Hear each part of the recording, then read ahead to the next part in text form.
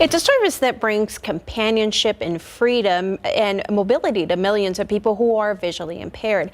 In observance of National Guide Dog Month, we take a look at the training guide dogs receive. Our Jonathan Cotto visited folks over at the Guide Dogs for Texas, whose mission is to provide personalized service to those in need.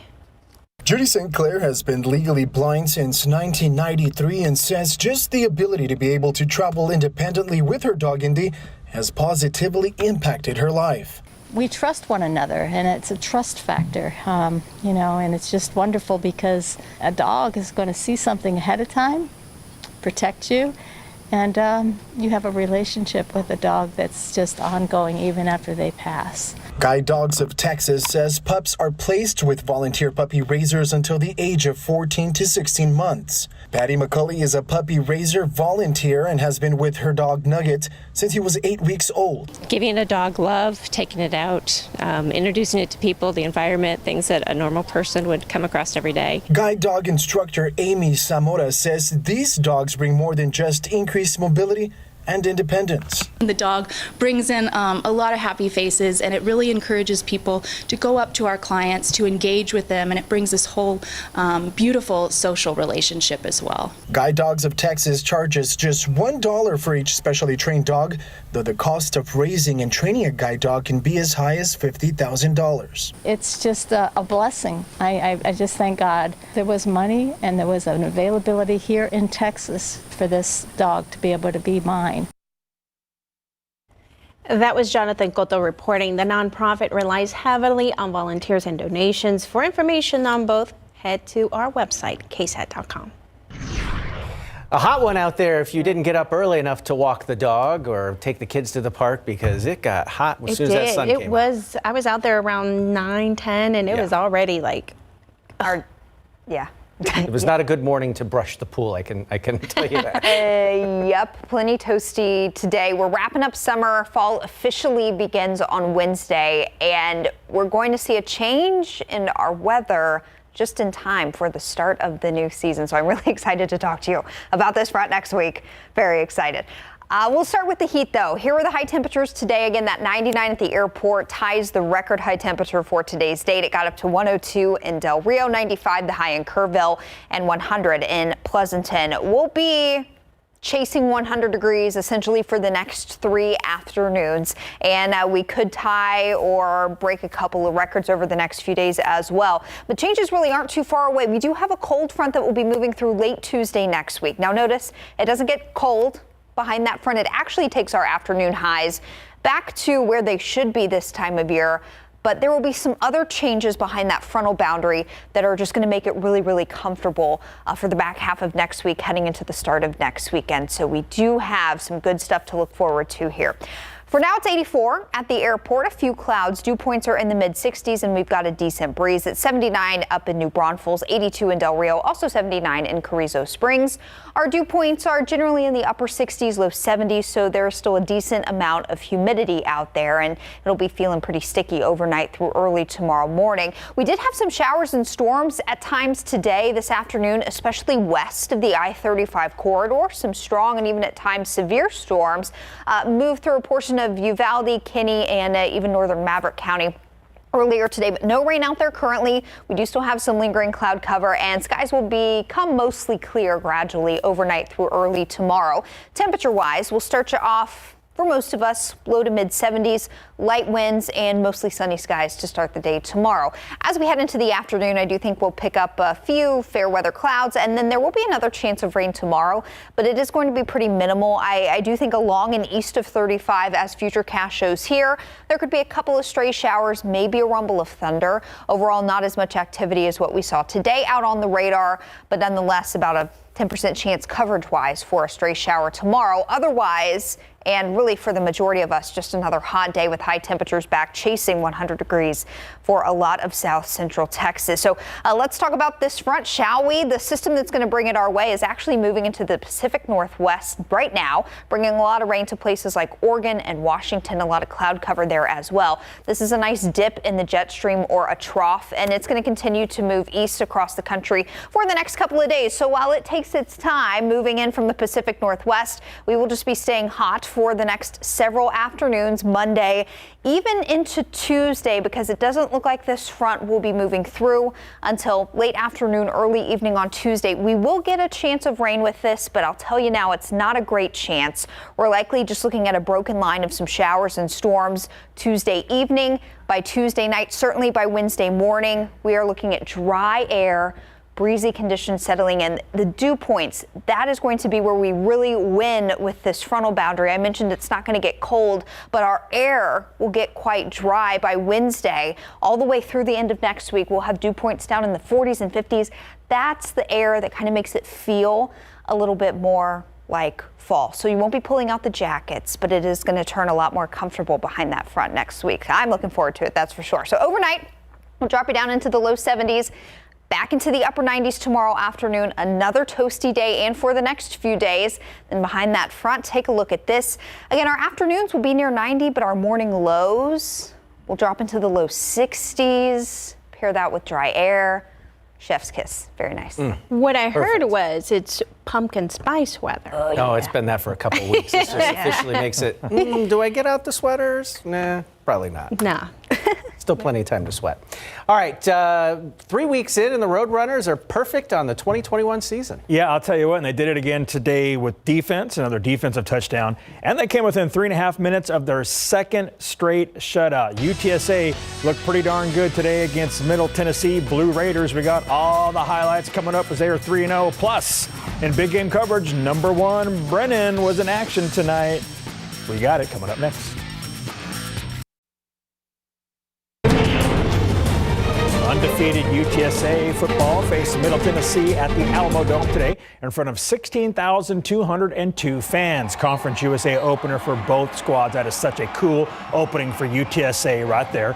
First quarter, Frank Harris, pump fake, then he throws for real to his top target, Sakari Franklin, 33 yards, and the Roadrunners go up 7-0. Your score after 1. Second quarter, Blue Raiders knocking on the door after picking off Frank Harris. QB Bailey Hockman to the end zone, but Corey Mayfield Jr. is there for the pick. No points for you. UTSA led 10-0 at halftime, allowing only 56 Middle Tennessee yards. Third quarter, UTSA adding to their lead. Harris to Joshua Cephas. He bounces off the first defender and fights in for a 12-yard touchdown, and it's 17-0 UTSA. Fourth quarter, Roadrunners D bringing the heat. Trumaine Bell sacks the QB. The ball is loose, and it's scooped up by Lorenzo Danzler. Defensive touchdown, UTSA for the second week in a row. 24-0 UTSA. The Roadrunners win 27-13, improving to 3-0. You know, it gives us confidence, gives us momentum. We feed off of defense. You know, when defense is going out there making plays like that, for the offense, it kind of gives us a sigh of relief. I know we know defense has our back, and we have defense's back. You know, we're a unit, and you know, we can't do it without those guys. We came out, you know, ready to set the tone. It was just, we had a lot of energy throughout the whole game, and like I said before, our mentality this game was, you know, we were trying to make a statement. Just like I said last year, it was a whole different ball game, and we were trying to make sure that it wasn't that this time around. Shad looking sharp in that hat. UTSA will play at Memphis next Saturday, 2:30 p.m. Memphis is 3-0 after beating Mississippi State today, 31-29. At Bulldog Stadium in Seguin, TLU hosting Trinity. Tigers putting on a show in the first half. Opening drive of the game, quarterback Tucker Horn goes deep for Austin Burtness, and he's got it in stride for the 40-yard touchdown. Extra point was blocked, so it's 6-0 Trinity. Second quarter, Horn connects with Burtness again in the end zone for a 15-yard score. Horn threw 4 touchdowns in the first half, and Trinity dominates the Bulldogs 51-14. Incarnate Word facing Texas State at Bobcat Stadium in San Marcos tonight. Brennan grad Jamil Jeter scores from a yard out to make it 7-0 Bobcats. He had 2 rushing touchdowns. Fourth quarter, Cardinals QB Cameron Ward finds Darion Chafin for an 8-yard touchdown. It's 34-31 Incarnate Word. Now, this game was wild, and the Cardinals win 42-34, their first win over an FBS opponent. Great atmosphere tonight at the Gus. Number 1, Brendan taking on Warren in District 29 6A. First quarter, Bears break the ice. Quarterback Ashton Dubose dumps it off to Avron Carter, who steps out of a tackle and races in for the 12-yard touchdown. Brendan jumps out to a 14-0 lead. Warren looking for an answer midway through the second quarter. Antonio Meza under heavy pressure lets it fly down the field. Gavin Ramos looks like he has the pick, but Joaquin Gutierrez pulls it away from him in midair. A 41-yard completion sets up this 7-yard touchdown run from Najari Henderson to make it 14-7. Your final from the Gus, 48-21. Brennan. Number 4, Johnson had its way with MacArthur at Hero Stadium tonight, 28-6A action. First quarter, Jaguars already up 2 scores. Cruz Kerwin hits Alejandro Tavares, and he cuts in for the 13-yard touchdown. Johnson leads 21-0. Second quarter, more scoring. This time, Ben McCreary takes the handoff and races to the end zone for the 9-yard touchdown, and Johnson wins it 45-0. Now, Navarro made a big comeback at home against Cuero last night. Down 27-20 with 5 minutes left in the fourth. Nick Billings rolls out and throws to Brody Whitson right over the DB for a perfect toss and catch for a 65-yard touchdown. 2-point conversion failed, and the Panthers trailed 27-26. Billings completed 2 of his 5 passing attempts. Less than 15 seconds in the game, same score. Jackson Monkerud hits a 30-yard field goal for Navarro, low but good, and the Panthers win a thriller 29-27. Wow. Later in sports, DeMarvin Leal talks about the Aggies' shutout win today. Thank you, Larry. You got it. Nightbeat After Hours continues after this. Welcome back. Now to the latest on the search for Gabriele Petito, the young woman originally from Long Island, New York, who was reported missing back on September 11th. As authorities continue to dig for clues, there's a new twist in that case. Yeah, her boyfriend, who's been named a person of interest, has also disappeared. Both searches now halted for the evening. Here's ABC's Karina Mitchell with where law enforcement are now zeroing in hopes of finding answers. From the air, on the ground, and in the swamps, dozens of members of law enforcement in Florida combing the Carlton Reserve in hopes of finding Brian Laundrie. His family says that this is a place that he frequents. They also believe that this is where he came. Investigators say Laundrie's family told them they last saw him Tuesday and that he was going to the reserve. He had a backpack with him. The FBI says they're searching for his girlfriend, Gabriele Petito, in Wyoming's Grand Teton National Park after the 22-year-old vanished on a cross-country road trip with him. Her mother says she last spoke with her daughter August 25th, and Gabby told her she was there. The FBI has since issued this poster seeking information. She wouldn't leave her family. I'd like to emphasize that. On Saturday, a vigil for her in Florida. These body camera images show the couple just days before Gabby was last seen. Officers could be seen responding to a 911 call from a witness who reported an argument between the two near Arches National Park in Utah. What's going on? How come you're crying? I'm sorry, we've just been fighting this morning. Some personal issues. Investigators say Laundrie refused to speak with them after he returned without her. Brian was not a suspect in a crime. Brian was a person of interest and a missing person. Petito's family saying in a statement through their attorney that they, quote, want the world to know that Brian is not missing. He is hiding. Gabby is missing. Karina Mitchell, ABC News, New York. Americans are in a standstill as they wait for the CDC to make the final decision on when booster shots should be given out. So far, vaccine advisors to the FDA have voted to recommend emergency use authorization of booster doses of the Pfizer vaccine for people 65 and older. They also include those who are at a high risk of severe COVID-19, 6 months after they receive their first shots. Everyone else, 16 and older, will have to wait. The advisory panel citing a lack of data about the safety and efficacy of a third dose, but health experts say booster shots aren't the key to turning the pandemic around. What is going to be the change in the arc of this pandemic by giving a third dose to people who are already vaccinated, as compared to giving 2 doses to people who are unvaccinated? And the agency meets with its vaccine advisors next week. For civilians making space history today by being the first non-astronauts to orbit the Earth in a 3-day space tourism mission. Take a look. SpaceX's Dragon capsule for the Inspiration 4 mission splashed down off the coast of Florida just about 8 o'clock tonight.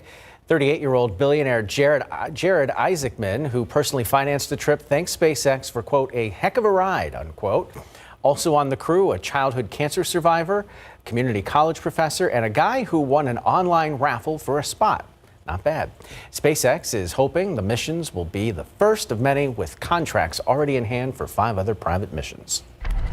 Paris's Notre Dame Cathedral is on track to reopen in 2024, the public body responsible for its conservation announced today. According to a statement, the building has been entirely secured. The restoration works are set to begin in the coming months. The 850-year-old church was partially destroyed following a fire in 2019. Still ahead on the Nightbeat, why this local man hopes sharing his story of struggling to find a bone marrow donor will encourage others to donate.